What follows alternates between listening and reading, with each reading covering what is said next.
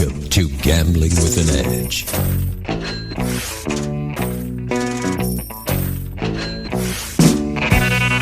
now, here are Bob and Richard. Good afternoon. Welcome to Gambling with an Edge. I'm Bob Dancer. And I'm Richard Munchkin. Our guest today is gaming attorney Bob Nersesian. We'll be talking to Bob in a few minutes. We asked our listeners a couple weeks ago for legal questions, and they responded big time. Thank you. Since we couldn't get all the questions answered last week, Bob has agreed to come back and talk to us again. He's a Blackjack Hall of Fame member and a go-to guy if you're a gambler who has problems with the casino. He remains a good friend, even though he didn't like my joke last week. Bob Nersesian, welcome to Gambling with an Edge. Thank you, Bob. Everything good? You got any more good humor for us today? Gee, I wasn't ready for that. Come on. A video poker player was playing at a bar at Station Casino property. She was dealt a suited ace, king, queen, jack, along with the meaningless fifth card. She held the royal cards, of course, and the first card off the top was the 10 of the right suit. Unfortunately, after she held the 4 royal cards, the jack became unheld. So she did not receive the $8,000 for the royal. She called for a supervisor who basically said, explaining that the buttons were slightly sticky on a bar top. Let me say that again. She called for a supervisor and explained that the buttons were slightly sticky, which is a normal occurrence on a bar top where drinks are regularly spilled. A slot tech was called over who tested the machine by hitting the buttons firmly, squarely, one at a time, which is not the way players play. The player was told, "Sorry, Charlie," and received nothing. Does she have a decent legal case? If so, how should she proceed? She should first talk to her mom about naming her Charlie. But it doesn't sound like she has much to proceed on in any way, shape, or form. The Nevada Gaming Control Board has been pretty clear that you control what buttons are pushed and what buttons aren't pushed, and you live by your choices. And first of all, with what you're describing, there would be absolutely, from what I'm seeing, no way to prove that she didn't make the choice that resulted. Even though it was obviously a flagrantly wrong choice. The other thing is, as I listen to the hypothetical or the actual events as you describe them, Bob, it's not making a lot of sense to me. You got a sticky button. How does the jack go away?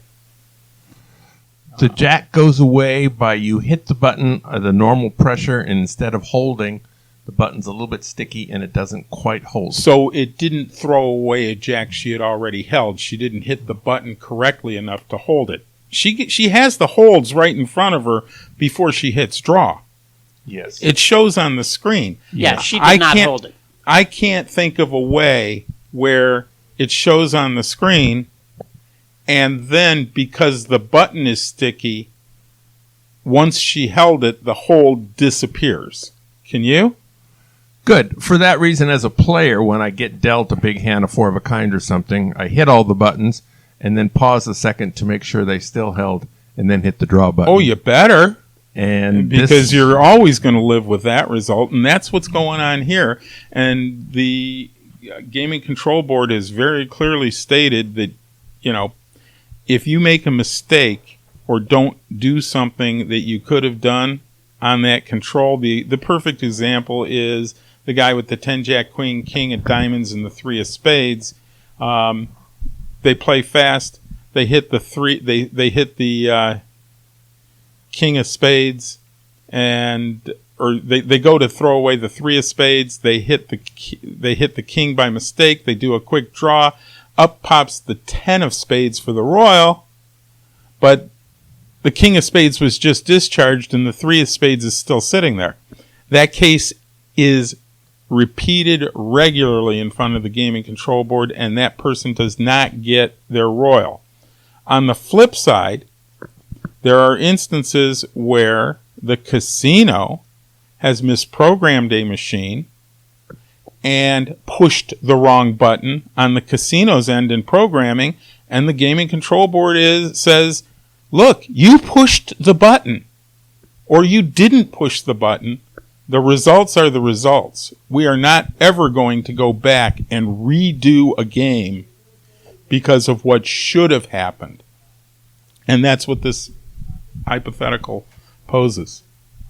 On a practical basis, sometimes casinos will give it to you, depending on if you're a regular known player, if they like it, especially if you're a loser.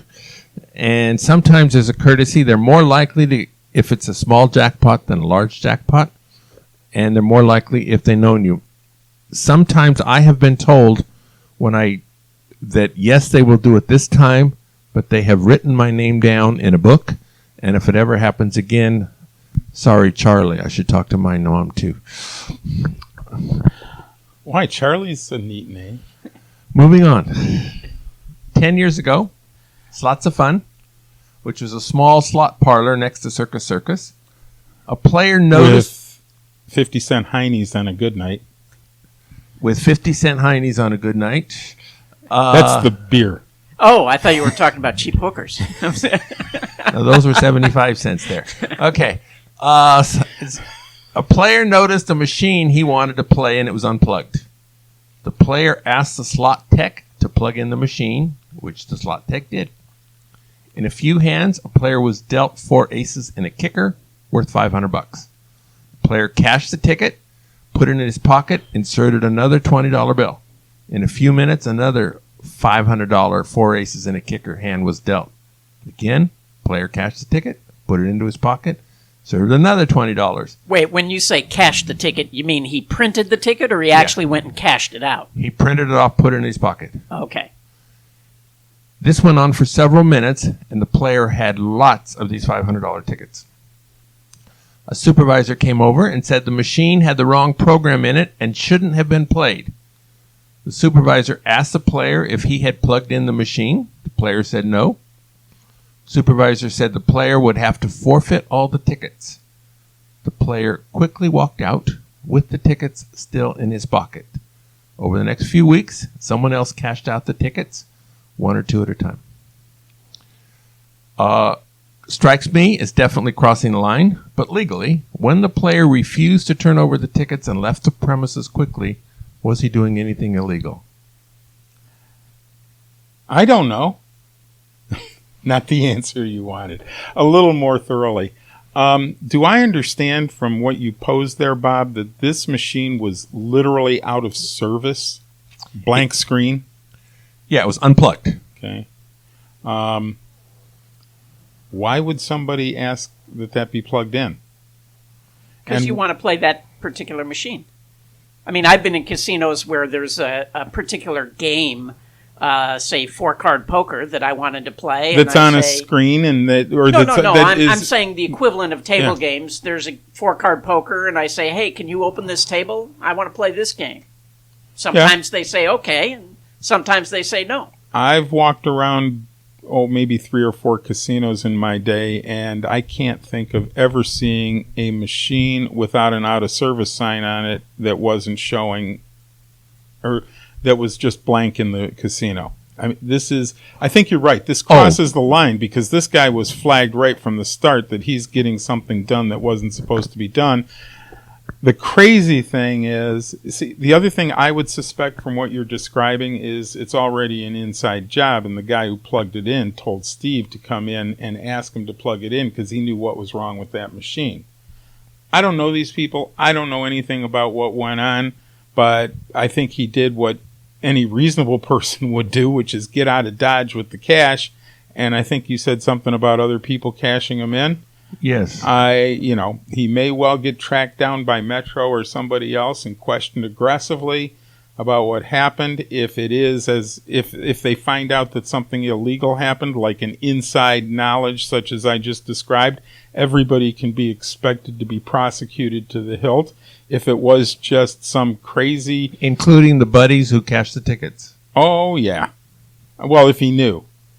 If it was like, here, I got this ticket, give me $500 for it, and that's how the other guy got the ticket, you're right. You're coming up on something. There is only so much an investigation can disclose, because people who are smart enough would not say, oh, yeah, I knew that was a ticket that Steve had set up, and he had 50 of them. So there's practicalities and the criminality and everything else. But yes, I think that went over the edge. And even if it was totally innocent, there's every possibility that they would treat it as a spitting ATM, which you owe that money back and you don't get to keep it under Nevada statutes. If they analogized it or found that the statute applied, then it is definitely over the line as well. All right. We have a couple more video poker questions, but So you're not moving out of town, Bob, after hearing that answer? Well, I was not involved in this. Me too. That's what they all say, Bob. And my name's not Charlie. All right. There was a recent post in the Blackjack forum. Something about your book, Bob, in the section on the ability to exclude players, that accused you of not saying quite the right thing. Do you remember? Did you see this post? I think I did. It said that I should have talked about... He didn't like my book, and his reason for not liking my book was because it wasn't in-depth enough, and there was an issue with the idea that the Houston decision out of New Jersey spoke to gaming commissions and regulators having the ability to address the ability to exclude from casinos, and he was just aghast that I could write this book and not address the concept of regulators having the ability to pass rules about who can play and who can't play and when they can be excluded. And so that was the post. And my reaction was, well, wait a minute. You're talking about Houston. That was the subsidiary decision and a what-if hypothetical. I think Houston was 25, 30 years ago now. And in the ensuing 30 years, not one regulator across the country has touched on the very issue he raised. It's not an issue. So if he thinks I was skipping something, I don't see where I was skipping it, because if no regulators are addressing the issue and they've had 30 years to do so, it's not an issue of any moment that needs to be addressed in my book. So I took real issue with his disagreement with my perspectives on what I was writing in the book. I think I wrote exactly what was pertinent, which were the state laws and a state survey of when and who can put people out of public businesses with or without reason or cause, and how card counting might fit into that. And the one instance where there was something that might even be construed as arguably touching on what he raised is Missouri, who has which state has a regulation that says effectively you can't throw out card counters, and that's perfectly legitimate play. That is addressed in the book. The regulation is cited, and it's cited as a one-off for one state. So when he's saying I'm missing something, it just struck me that I hit on all 8 cylinders in the area he was talking about, and I don't know what he's talking about.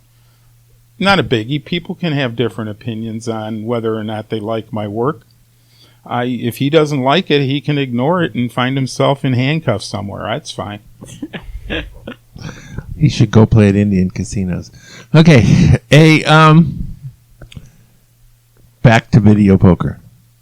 Someone's playing quarter, deuces wild, progressive. In deuces wild for quarters, usually 4 deuces pays $250. But at this casino, accidentally the deuces were tied into the royal progressive, which starts at 1,000 and goes up. So you hit the 4 deuces when the progressive is at $1,300. When the bosses come over and check, they realize the jackpot of 4 deuces should only be $250, not $1,300. The screen definitely shows $1,300 for 4 deuces. Now the difference between $250 and $1,300 is too small to get a lawyer involved with, but in general, how much should the player get? $1,300. And what if it's an Indian casino? Whatever the Indian casino says they are willing to pay him, which might be zero because, oh, holy crap, there's a malfunction here. We're not paying anything, and go sue us somewhere, and you have nowhere to sue them. Except for Indian court, which may well have Chief Wildhorse as the judge, and Chief Wildhorse manages the bank account for that particular tribe. So what do you think Chief Wildhorse is going to do? But that's the Indian casino conundrum. Seriously, returning to the question you asked, if that happens in Nevada, you just start a gaming dispute. You get a copy of the decision in Alper versus Sahara, which was heard before the Nevada Gaming Control Board, and there is a published decision on that was by a hearing examiner that was accepted by the Nevada Gaming Control Board, and the patron in that case got $99,999.99 on 4 kings on a 50-cent machine. That was in the mid-'90s. Yes, but it's still the decision that is out there on that, and that decision was that the casino said this is a malfunction. The player did the research, found out that it was not a malfunction. The game played exactly as it was designed and exactly as what the programming said it should do. It was a programming error by the slot tech. Actually, if you want to hear the story, this is sort of interesting. I'll try and be quick and short with it, but the bottom line is the player was sitting at the table, at the bar, playing the 50-cent machines, and the slot tech came up, and he was attempting to lower the hold rate on the after a jackpot had hit. He was going to be lowering the hold rate on a progressive to a 1/4 point from a 1/2 point %. And he plugged in the interface to what was then the 386 computer controller that was taking care of that bank of machines. And so he had a little keyboard. And to lower it, you were supposed to hit 5 on your keyboard. I believe 4 if you wanted to raise it, and it raised in 1/4 points on the hold rate on the progressive, and he hit F5, which changed the starting jackpot amount. Nothing happened. He hit F5 again. Nothing happened. He hit F5 again. Nothing happened. Well, on the big board, he had just gone up to $300,000, except that $99,999 was the maximum. So he looks down, he goes, oh, I'm hitting F5, and he hit 5 instead, fixed it, shut up the machine, and left. And meanwhile, the player looks up and goes, wow, they just reset the jackpot to $100,000 and played like crazy till he won it. And he was awarded that money because that machine did not malfunction. And if you, in your example, go in as the player, get a copy of that decision, and then put it into a gaming dispute, if the board stays consistent and follows their prior decision in Alper, that should be paid at $1,300. That's a pretty thorough answer, isn't it? It sure is a thorough answer, and we thank you for it. We'll give you another opportunity to give us a thorough answer. Player hits a $1,500 jackpot. For whatever reason, this player does not want the win reported to the IRS. Is it legal for that player to make a deal with the casino to receive $1,199 so that there's no paperwork going to the IRS? I tried researching this. My answer is I don't know. Off of the bare question, off of the real question, or off of the broad nature of what's being presented here, and knowing that the government can do anything to any of us at any time for any or no reason, the answer to the question, i.e. Billy Walters going to jail, the answer to the question is don't do it. Oh man, run from that. Like I can come up with 15 different things to get the casino and the player on that just thinking about it off the top of my head. There's probably arguments around all of them. There's also arguments for all of them. Now, in the criminal law, the rule of lenity says if there's an argument for and an argument against, you're supposed to err on the argument against criminality. But the rule of lenity is only applied if the person on the other side of the table is nice and somebody who the prosecutor doesn't hate. They have incredible ways of not applying the rule of lenity. So when you look at this, you would get reporting failure from the player, and aiding and abetting felony from the casino, and honest reporting is required, and doctoring around to avoid tax regulations. Avoidance is legal. Fraud is not. I can't say that you should ever do this, because if somebody with the power of the gun, which I would say is the power of the badge. The power of the badge. But you see, the power of the badge is always the power of the gun. If it's something as small as jaywalking or as large as robbing a Wells Fargo armored vehicle with a bazooka, the power on the other side is always the power of the gun, because anything less than the power of the gun can be ignored.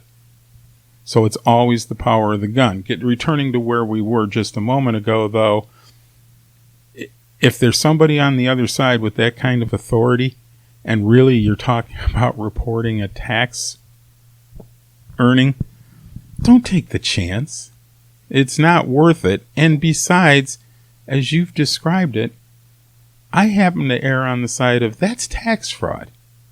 You guys had a contract. Under any accrual basis, it is all done, and there's a taxable event here, and now you're getting together and conspiring to make that not a taxable event. That's not a good thing.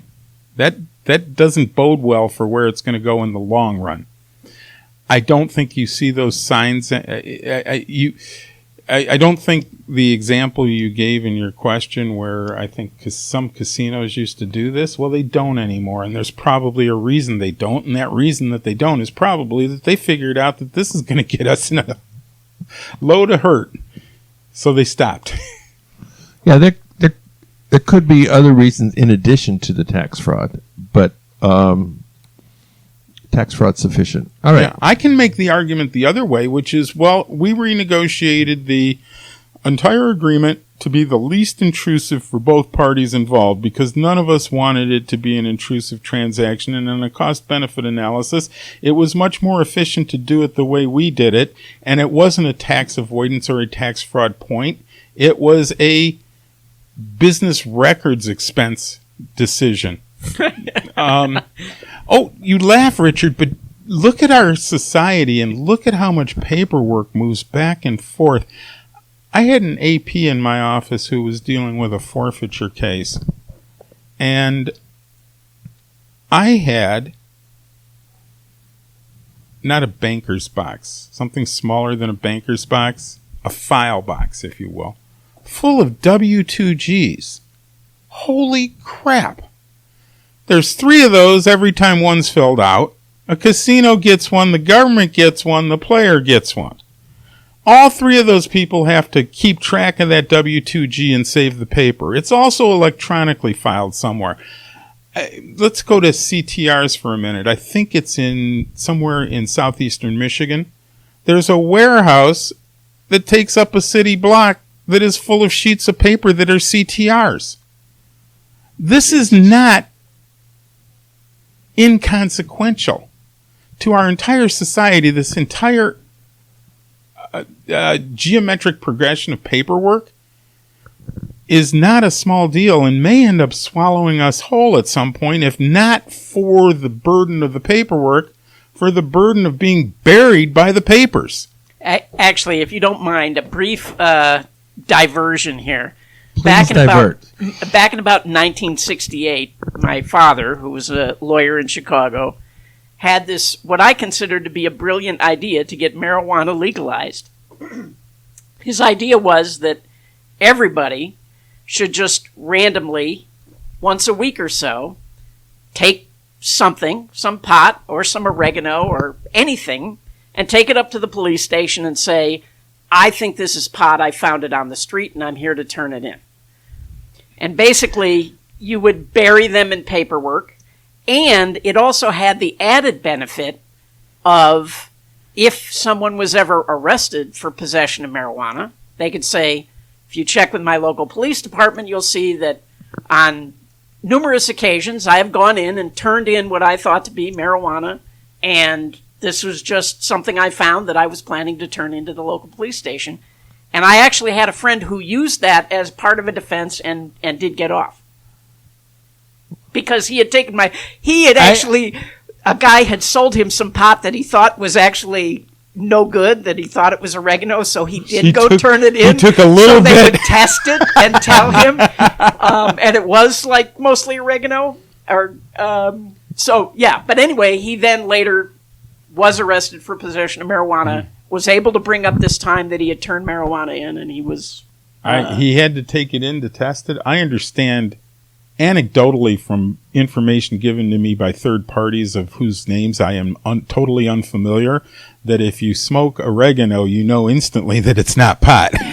Yeah, well, I think this was mixed with enough pot that it smelled like pot.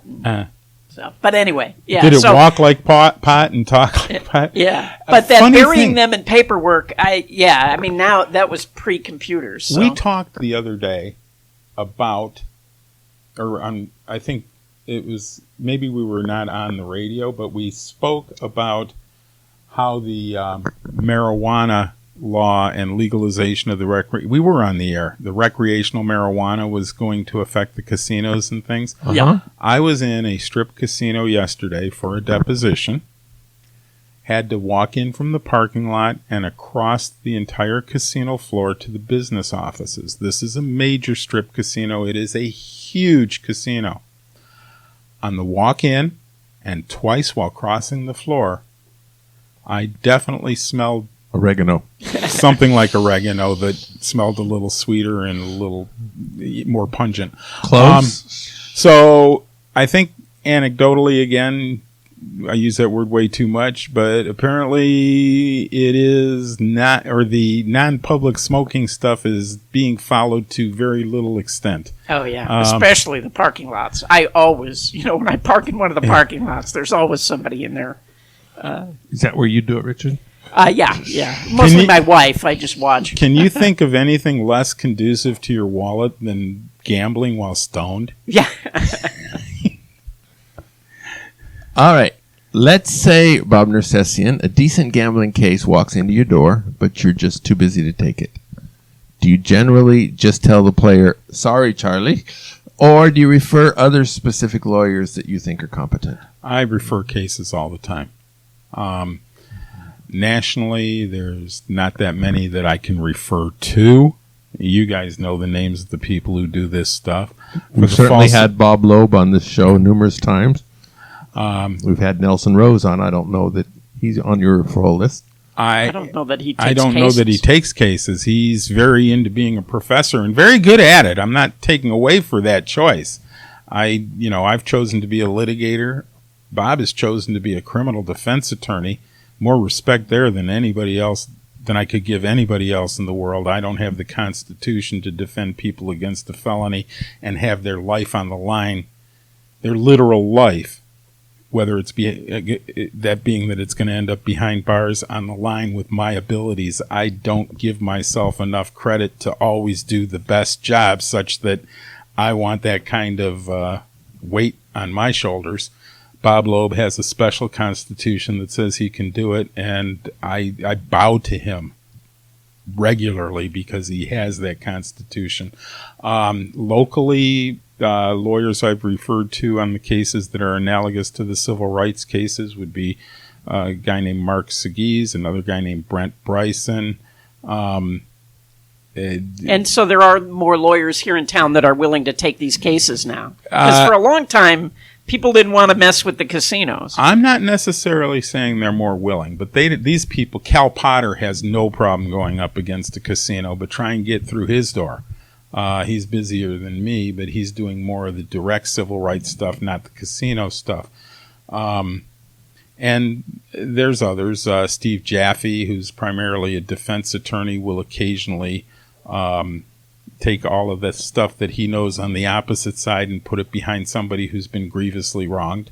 Now, in his case, it requires somebody who's been grievously wronged. He's not going to take something marginal, and he's not going to take something that he doesn't emotionally invest himself in. And I'm not saying it's different for the other guys whose names I gave either. All of us really are out there. If we're taking a case from the lawyers I've just mentioned, we believe in it from the start. Which I don't want to say is not the case for all lawyers, but we know it's not the case for all lawyers. So, yeah, I refer them out. And I don't know how widespread you're listened to, but I regularly get questions from people who are looking for lawyers in Louisiana. And Mississippi, I would refer largely to Bob McDuff, another guy there.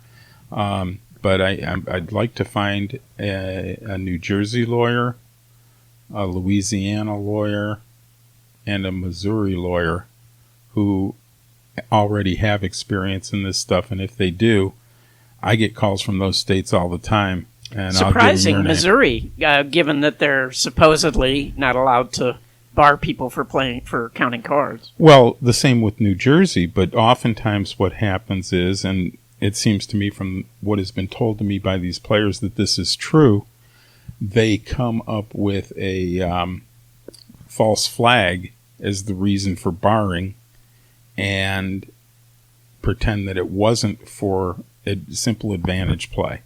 Like, something as weird as you smelled too bad to sit at the table. And the guy took a shower before he went to the casino. He's not a dirty person, but they needed a reason to put him out.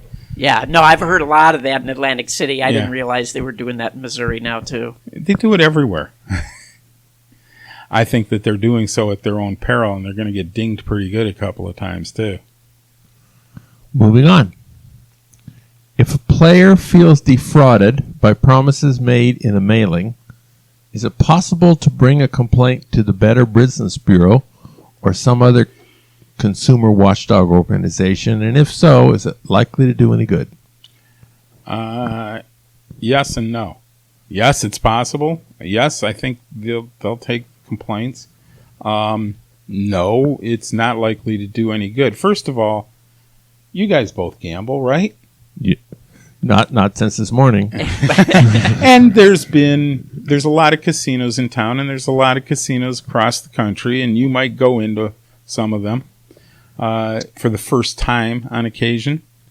Have you ever called the Better Business Bureau before you went into a casino? No, nor have I read a Yelp review of a casino. Right, that's my point. I don't think it's effective. Yeah. And that's a practicality thing, not a legal thing. I also don't know any clearinghouses for the honesty of casinos other than the gamblers forums that we're all familiar with on the internet. And, in that sense, I know you read those sometimes, Richard, and in that sense you are reading Yelp. It's just not the Yelp, it's the gambler's Yelp. Yeah, I guess. Yeah. How frequently do judgments or settlements you receive for your clients include some sort of punitive damages amount? I would suggest that every case I settle includes some portion of punitive damages if I've pled it in the complaint, and most often I do plead it in the complaint. And it's settling, so some of that money that's coming into my office on a settlement is definitely balanced against the threat or exposure to the punitive damages. On the actual cases I do, how often do punitive damages get to the jury? Maybe 60% of the time, but I'm bringing cases for false imprisonment and assault and battery, and it's pretty hard for the other side to demonstrate that a battery claim doesn't warrant an instruction on punitive damages. You know, I always wondered about, or it always bothered me, that when people make settlements with the casinos, that they wanted to insist on a non-disclosure as part of the settlement. Mm-hmm. I mean, how big a deal breaker is that? I mean, because It's if I huge. made a settlement, I'd It's want to be huge. able to point out that I understand. I was in a settlement conference with Judge Roger Hunt of the Federal District Court, District of Nevada, reached a settlement, and when we reached the settlement, after the handshakes, the casino's attorney said, and of course the non-disclosure agreement. And I said, we didn't agree to a non-disclosure agreement. And here's a federal judge who says to me, there's either a non-disclosure agreement or there's no settlement. Non-disclosure agreements are standard in this type of agreement, and you should have understood that that was part of the arrangement when you agreed to the settlement. wow. Okay, so and since then, So did you say, all right, we'll take it anyway? Or yeah, because that's what my client wanted to do, and I follow my client's instructions. Okay. How big? How hard do you think they would fight? They have fought. That the other side on this case was going to, unless the judge compelled, or unless that unagreed to confidentiality agreement made it into the final settlement, they were going to walk on it. And what the judge told me that he was not going to say, no, the deal's already been made, you have to live by it. He was going to let them walk on it. So then you either take it to court or... Yeah. And that sounds... So, but it's not, I mean, I have plenty of settlements that are also not subject to non-disclosure agreements. They happen in various ways. A couple of times there just wasn't a non-disclosure or confidentiality agreement in the settlement. And I think that the casinos are way too adamant on getting this into their agreements, because the bottom line is, first of all, you both follow me, okay? I know that. And I have at least 3 agreements, 6 figures, that are not subject to a non-disclosure agreement. Can any of you tell me which casinos they were? Imperial Palace, Was that one? Caesar's Palace. No, the Caesars and Imperial Palace settlements are subject to a confidentiality agreement, and after the fact, we settled those disputes to the satisfaction of all parties involved, which is the language that is in the non-disclosure agreement that I can tell you occurred. Now, what is Mesquite, not... I That's know the one that- I'm going to talk yeah. about. What about the one in Mesquite? Okay, that one is not subject to a confidentiality agreement. Yeah. So you do know one. Holy crap. Well, since they were on the air talking about it, yeah. Oh, okay. I would have thought, because I don't publish them, I'm not out there shouting to the world that I've done this or I've done that. I let my judgments speak for me, and the other judgments that happen in these casino gaming cases, like the $726,000 for Grosh in Mississippi, or the $600,000 for Mrs. Romansky out of the Sixth Circuit Court of Appeals, or the $250,000 verdict for Mr. Johnson out of this court here, or the $200,000 verdict out of the Federal District Court for Mr. Lockhart. That's where the words come out, and that's more than enough, and those are all public. Judgments are public and verdicts are public. They can't be confidential. Do you say things like, we'll take 100,000 if there's a non-disclosure? I don't And negotiate the non-disclosure. They are either asking for it or they're not asking for it. And my clients have never instructed me that there is less money or more money based on a non-disclosure agreement. All right, we're talking to Bob Nersesian. We're taking a brief break for commercials. We have several more questions for Bob. The South Point has more than 10,000 games, returning more than 99%. This is more than anyone else has. In August, it's the Summer Sizzling Seat Giveaway every Friday, Saturday, and Sunday from 9 a.m. to 2 a.m. the following day. Approximately 20 random players each hour will be awarded $100. Every Monday is Prime Monday, where Prime means seniors 50 years of age and older. It includes a slot tournament, half-off dinner when you pay with points, $4 movies, half-off bingo. Next Wednesday, August 2nd, is the first class in the free video poker semester, beginning at noon. First class is Jacks or Better, which lays the foundation for all the games without wild card that will be taught later. The classes are held in the Silverado Lounge, which is immediately in front of Don Vito's Italian restaurant. If you're at least 21 years of age, you're very welcome. At videopoker.com, it's the best place to play lots of games. If you sign up for the gold membership, $8.95 a month or $79.95 a year, this allows you to get corrections on most of the games. The game of the week is Split Card Poker. Split Card is a 10 coins per line game where approximately one hand in four, you receive a split card at random. A split card can be any card, along with an equally likely a card one rank higher, one rank lower, or the same rank, always of the same suit. So, if, for example, an ace of diamonds is your split card, it's equally likely to be paired with the deuce of diamonds, the king of diamonds, or another ace of diamonds. There's an additional pay schedule category of 5 of a kind that's added, otherwise it's the standard pay schedule category. All right, we're back talking to Bob Nersesian.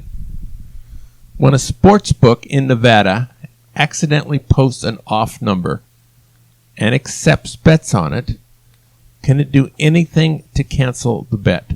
For example, for a recent hockey game, one book offered an odd number for goals at plus 104 and an even number for goals at plus 120. Players got as much money down on both sides of this because they had to win one or the other. There's no way for it to have either both not odd and not even. Could the book have canceled these bets? Probably not. And you're saying, well, gee, Bob, that sounds like I should get an absolute answer to that. It's clear enough. I don't believe they would be able to, and certainly the historic decisions by the Gaming Control Board and the courts in Nevada say you put out the game, you make the rules, you set the spread, you live by it. You make a mistake, but it's published, the contract is made when the ticket is purchased, you live by it. Applying standard contract principles to what you've just described, the only possible out would be mistake. And under contract, a mistake will not excuse you from contractual performance unless it's a mutual mistake. Now, mutual mistake doesn't mean that the player didn't want to bet and accidentally bet or was mistaken in betting. It means that both players were mistaken or understood that the other player was mistaken in making the offer. That shouldn't apply here, although a casino would have an argument that certainly anybody would realize that we're not going out on both sides positive to the player, and therefore the player must have recognized that this was a mistake on our part, which makes this a mutual mistake, and the contract is non-binding. I don't see the Gaming Control Board or anybody saying that. The integrity of the game demands that when the casino, especially a sports book, offers odds, they live by them, and I think that the law would uphold that the casino is bound by that. I don't think they can get out of it. Okay, good. Are casinos... I also think it would be pretty darn cheesy for them to try.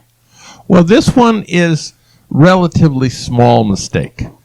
But there could be bigger ones where every book in town had a number at plus 150, and one casino accidentally put plus 1-800 because it was thinking about something else when it did it, and players get down on that, and that can make lots and lots and lots of money. I understand. Or,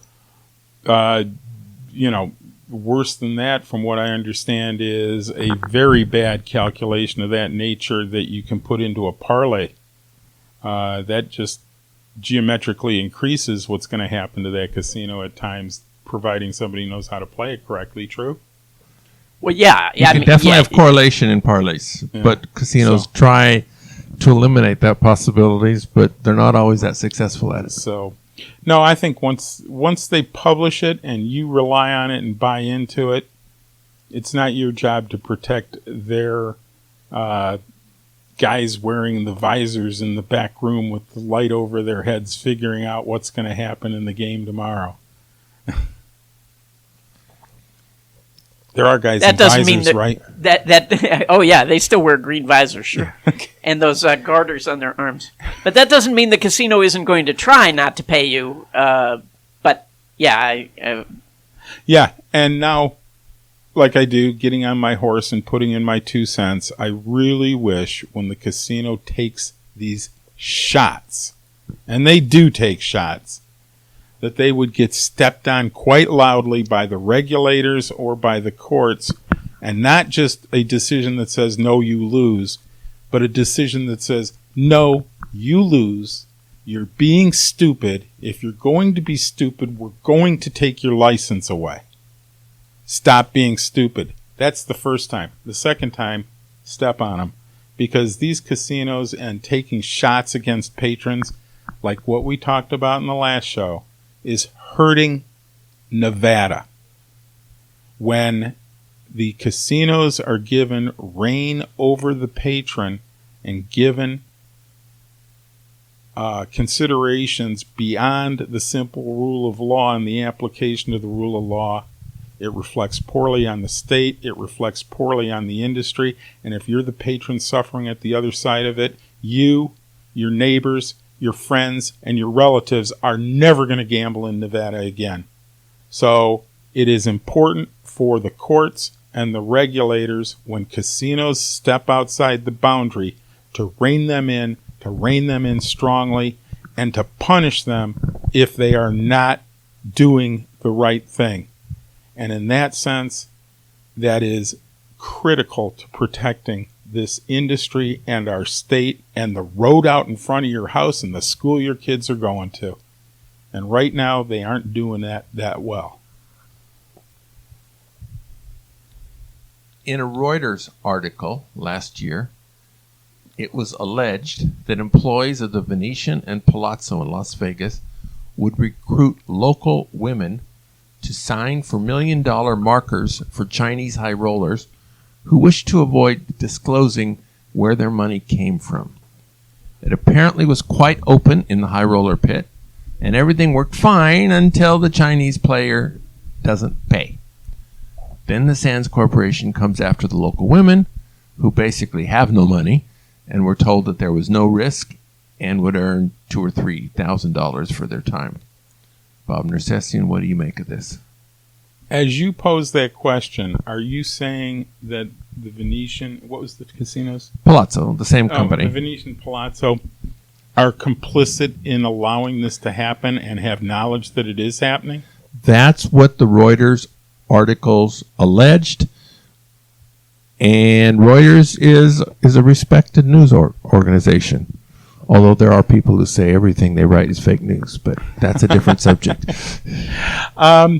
I think if you can show that they're complicit in false markers being created, the idea that they can collect on a false marker or anything like that, or put the person in jail who negotiate or who signed the false marker, is probably foreclosed.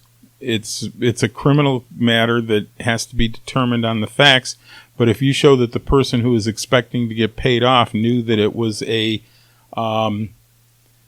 that the person signing the marker was in essence a beard, and you're not going after the true person, you're going to have a hard time collecting on that marker or putting that person in jail. As to other issues, that certainly should be a gaming violation on numerous levels if it can be shown and the Gaming Control Board enforcement agents, together with the Gaming Control Board, should be on top of it. I don't know if they are or aren't. This is a new one to me. It doesn't make a whole lot of sense to me that anybody is even if the case is as Reuters reports. Why would the casino even be bothering going after some local nobody who just signed a marker for $700,000? They aren't collecting their money. Because they're vindictive. They're vindictive against the Chinese guy. And again, if they were complicit, that vindictiveness is misplaced. And, I say a lot of bad things about casinos, but they aren't stupid. Not all of them all the time. Not all. Generally, they aren't stupid at the highest levels. They can look at a big picture and figure it out and say, this doesn't make any sense. Now, on all the other stuff I was talking about, locally, the idea of being able to 86 large numbers of people sweeping in innocents may work for an individual casino, and they are looking out for their individual interests, but the proper view for that kind of thing should be the industry as a whole and the state as an entity going forward with a profitable tourist industry. For instance, just to pick a name out of a hat, any one of the gaming names in town, Caesars Entertainment or MGM or whatever they don't necessarily, when they make their individual trespass decision, have the big picture in place, but our statutes and our regulations are both written in a big picture sense. So the control people, the regulators, and the state authorities should be taking care of it at that level. And I forgot where this all started as to how I even got back to the Chinese ladies who signed the bad markers. But yeah, so gaming should be, from what you describe, gaming should be looking at it. And if indeed the casinos are complicit, there's violations there, and they should be stepping on it or going forward with pursuing those violations. All too often, the big, powerful casino is not pursued over what are perceived to be small things, but the small things pile up, and then Grandma in Peoria is not spending her money at our slot machines. She's going up to Paradise in Peoria. Yeah, or some Indian casino in Michigan. Yeah. Where she doesn't know that the rules are even more stacked against her. She probably hasn't read your OMG book. But okay. A boy of 16 bought a lottery ticket in California that turned out to be worth $5 million, except the lottery refused to pay because the fine print at the back of the ticket said you must be at least 18 years of age to play. Does he have any case? No. And the lottery and the lottery ticket was not a winning lottery ticket. It was a losing lottery ticket. It wasn't a $5 million ticket. It was a zero ticket because it was purchased by an 18-year-old or a 17-year-old. 16-year-old. And I don't say that tongue-in-cheek, and it doesn't even have to be written on the back. Okay? Gambling is an adult pursuit. Legalized gambling is exclusively reserved to adults by statute. Sometimes even post-adults. I believe we're 21 in Nevada, 18 in other states. But if gambling is not authorized by statute, under the common law, it is illegal. Nothing authorizes a 16-year-old to buy a lottery ticket in whatever state California. So that is an illegal transaction. An illegal transaction is void ab initio. The courts will always leave the parties where they are found. That from the moment that kid purchased that lottery ticket, unless he could surreptitiously off it off to somebody of age who's going to kick him back the money. Oh no, it was his father's ticket. The father is the one who went and tried to cash the ticket. Mm-hmm. And apparently when there's a ticket that big, they go look at who purchased the ticket, and the kid, now I don't know if the ticket belonged to the father or the kid, but the kid came in with a $5 winning ticket and exchanged it for 5 new tickets. And then the father is the one who then tried to. Yeah, but the kid claim bought it. Right. No, I got it. I got it. I said if he was able to surreptitiously pass it off. Yeah, he wasn't able to surreptitiously pass it off. They figured it out. And so the contingency that got the father paid didn't happen here. Right. Because they had the video of the kid buying the ticket. It's an illegal transaction. One last question. 7. That's not the right answer. Charlie. Are casinos allowed to discriminate on the basis of zip code? That is, have a promotion where you get a free bottle of wine if you play 2,000 points and have local ID, but you're non-local, you play the 2,000 points. Can you successfully demand the bottle of wine if you pay that amount? I don't believe so. The laws are pretty clear, and Nevada has been very strong in limiting these anti-discrimination laws to the statutorily described protected classes: race, religion, national origin, gender. So under the law, there wouldn't be any problem with that. The only thing I could see coming up is under gaming regulations, a casino is not allowed to conduct an unsuitable practice. And an unsuitable practice includes, this is how amorphous this can all be, something that reflects poorly on the repute of the state. That is the reputation of the state, although the rule itself says repute. I mean, that's a word we've all used in our general conversation every week, isn't it? Usually with the word ill in front of it. Oh, yeah, I guess we do use repute. All right. I couldn't think of a circumstance where I would use the word repute. I use it as often as I use Charlie. So the point is, if the person who wants to get the deal decides to bring a complaint to the Gaming Control Board, they would investigate it and determine whether or not it reflects poorly on the repute of the state, and if they conclude that it does, they would order the casino to cease and desist. But other than that long stretch, I can't see any reason why they can't discriminate on the basis of zip code, unless those zip codes are being figured out on racially segregated bases, and then you could stretch it to fit that. But otherwise, no, that's fine. Very good. As usual, Bob, it was a pleasure having you on the show. We didn't get you bouncing off the ceiling, so we have to invite you back again to see if we can get you bouncing off the ceiling then. Well, give me more than 4 days this time. We will. Absolutely will. You can count on us talking to you again. Thank you, Bob. Thank you, Richard. Go out and hit lots of royal flushes, everybody. Good day.